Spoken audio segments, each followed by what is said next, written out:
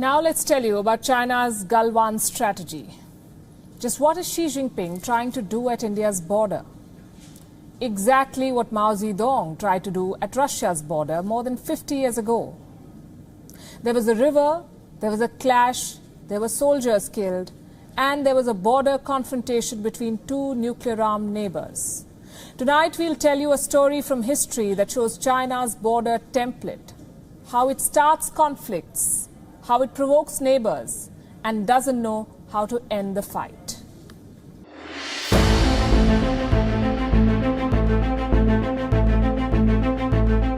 "51 years before Galwan, China tried provoking another nuclear-armed neighbour, the erstwhile Soviet Union.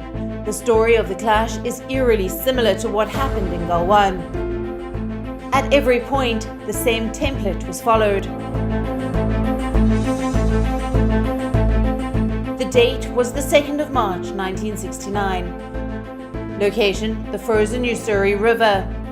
It was the boundary between China and the erstwhile Soviet Union. On the given day, the Soviet border guards spotted some Chinese troops marching across the river.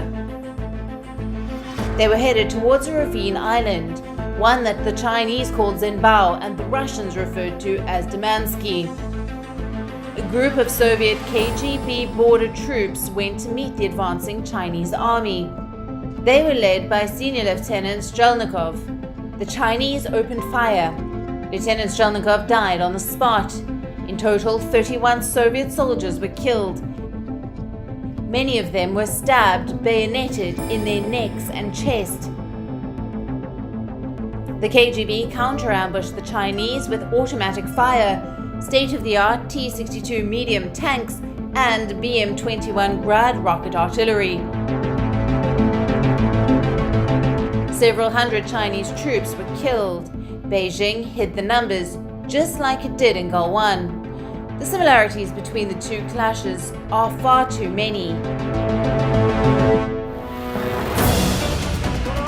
First, both the clashes involved the rogue Chinese army. Second, there were river bodies, the Galwan River and the Ussuri River. Third, the Chinese provoked first, in both cases. Fourth, Beijing engaged nuclear-armed neighbours India and the Soviet Union. Fifth, senior military officials were killed. Point number 6, the nature of the attack. The Chinese resorted to stabbing and bayoneting. 7. The trigger points. Chinese provocations were a result of perceived threat. In 1969, Beijing was threatened by the Soviet Union. In 2020, the Dragon was unnerved by India's strategic construction along the LAC. Point number 8, experts believe that in both cases, the orders had come from Beijing. Similarity number 9, China hid its casualties. And finally, in both the cases, China's plan boomeranged. Its template failed and China did not achieve anything by provoking a neighbour. Bureau Report, WION, World is One.